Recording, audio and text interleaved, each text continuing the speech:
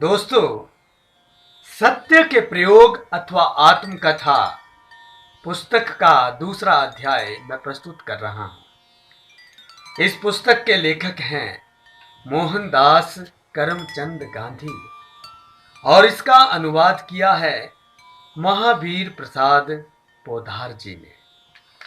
शुरू कर रहा हूं। अध्याय का टाइटल है बाल विवाह। मैं चाहता हूं कि मुझे ये प्रकरण ना लिखना पड़े, पर इस कथा में मुझे ऐसी कितनी ही कड़वी घूंटे पीनी पड़ेंगी। सत्य का पुजारी होने का दावा करने वाले के लिए दूसरा रास्ता हो भी नहीं सकता। ये लिखते मन आकुल हो उठता है कि 13 वर्ष की उम्र में मेरा विवाह हो गया।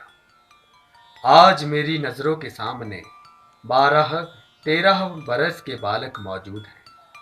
उन्हें देखता हूं और अपने विवाह का स्मरण करता हूं तो मुझे अपने ऊपर दया आती है और उन बालकों को इसके लिए बधाई देने को जी चाहता है कि वे मेरी सी हालत से बच गए।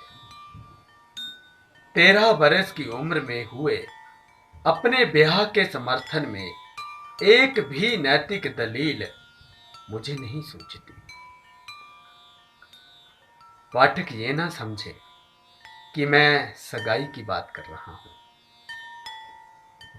काठियावाड़ में विवाह के माने सगाई नहीं है। 2 बच्चों को ब्याहने के लिए मां बाप के बीच हुए कौल करार को सगाई कहते हैं। सगाई टूट सकती है।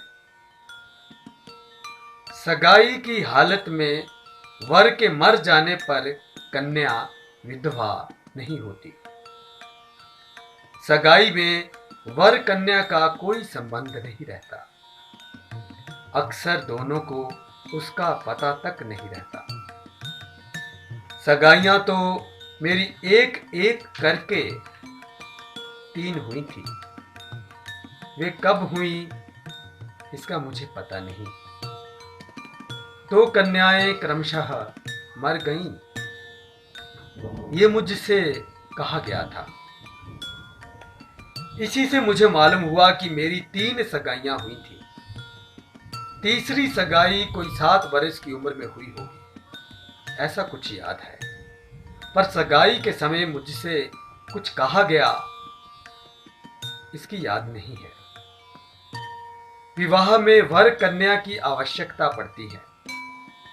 उसमें कुछ रस्में होती हैं और मैं वैसे विवाह के विषय में ही लिख रहा हूं।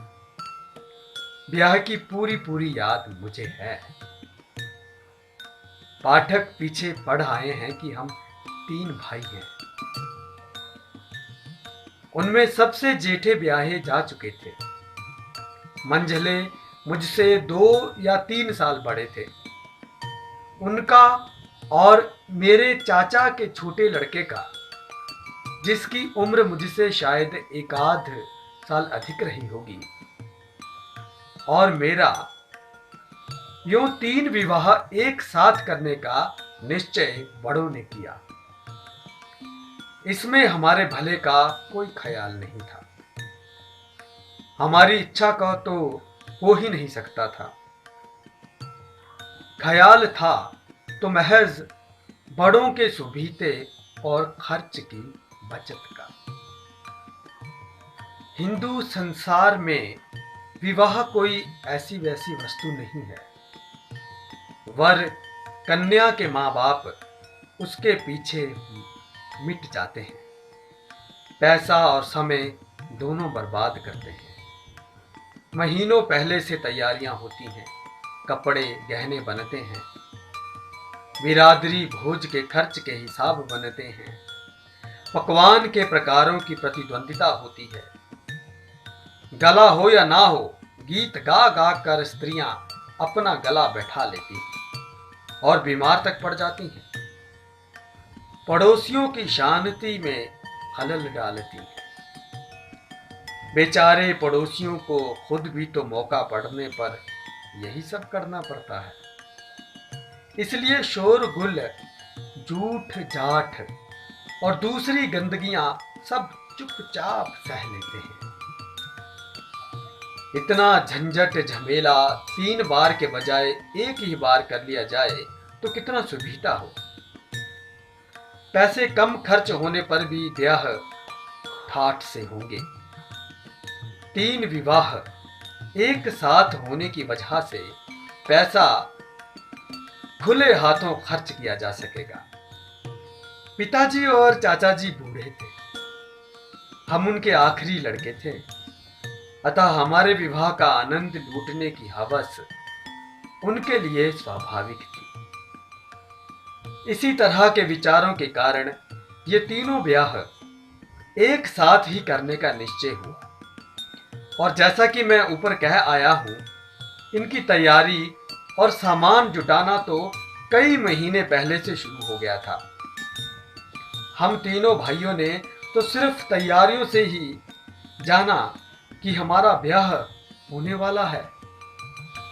उस समय अच्छे अच्छे कपड़े पहनना, बाजे गाजे, घोड़े पर चढ़ने, बढ़िया भोजन मिलने और एक नई लड़की विनोद के लिए पाने इत्यादि हौसलों के सिवा मन में और कोई बात नहीं रही। विषय भोग की वृत्ति तो बाद में आई। मैं बता सकता हूं कि वो कैसे आई, पर पाठक इस जिज्ञासा को जाने दे। अपनी शर्म मैं छिपा रखना चाहता हूं। बतलाने योग्य जो कुछ है वो आगे आ जाएगा, पर इन बातों के ब्यौरों का उस मध्य बिंदु से थोड़ा ही संबंध है जो ये कहानी लिखने में मैंने अपनी निगाह के सामने रखा है।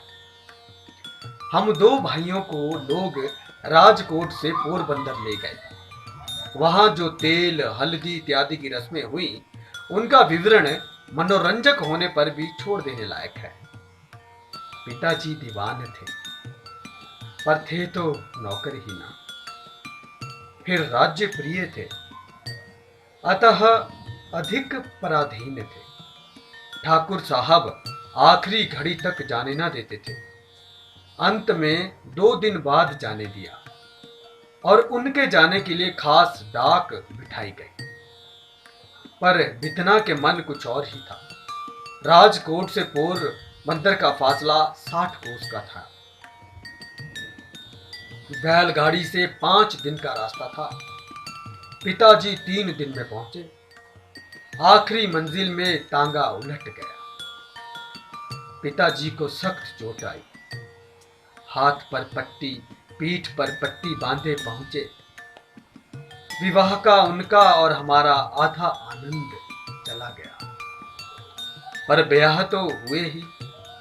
लिखा मुहूर्त कहीं टल सकता है? मैं तो ब्याह के बाल उल्लास में पिताजी का दुख भूल गया।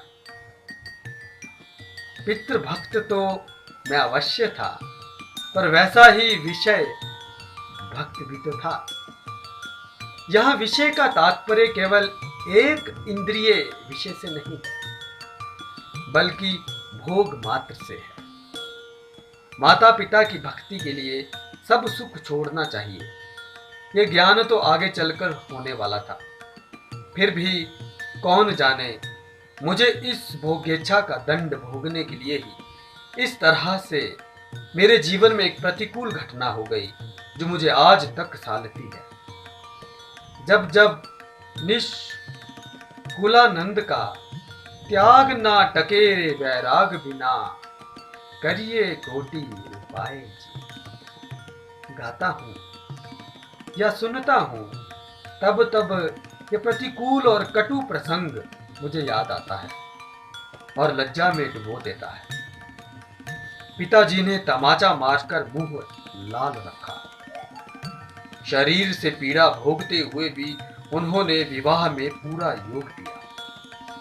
पिताजी किस किस अवसर पर कहां कहां बैठे थे, मुझे आज भी सब ज्यों का त्यों याद है। बाल विवाह पर विचार करते हुए पिता के काम की जो टीका मैंने आज की है, कुछ मेरे मन ने उस समय थोड़ी ही की थी।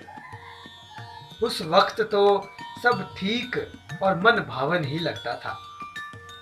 ब्याहे जाने का शौक था और जान पड़ता था कि पिताजी जो कुछ कर रहे हैं सो सब ठीक ही है। इसी से उस समय की याद ताजा है। मंडवे में बैठे भांवर घूमे, कसार खाया खिलाया और वर वधू तभी से साथ रहने लगे। वो पहली रात, दो मासूम बच्चे अनजाने संसार सागर में कूद पड़े। भाभी ने सिखलाया कि मुझे पहली रात में कैसे बरतना चाहिए। धर्म पत्नी को किसने सिखलाया, इसे पूछने की बात याद नहीं है। अब भी पूछा जा सकता है, पर पूछने की इच्छा तक नहीं होती। पाठक इतना जान लें कि हम दोनों एक दूसरे से डरते थे। ऐसा ख्याल आता है, एक दूसरे से शर्माते तो थे ही। मैं क्या जानूं कि क्या बातें कैसे और क्या करनी चाहिए। दी गई सिखावन भी क्या मदद देती। ये बातें क्या सीखनी पड़ती हैं। जहां संस्कार बलवान है वहां सिखावन फालतू चीज होती है। धीरे धीरे हम एक दूसरे को पहचानने लगे, बोलने लगे। हम दोनों सम वयस्क हैं, पर मैंने पति का अधिकार जताना आरंभ कर दिया। दोस्तों, यह अध्याय यहीं पर समाप्त होता है। अगले एपिसोड में मैं आपको इस पुस्तक का एक और अध्याय पढ़कर सुनाऊंगा। तब तक के लिए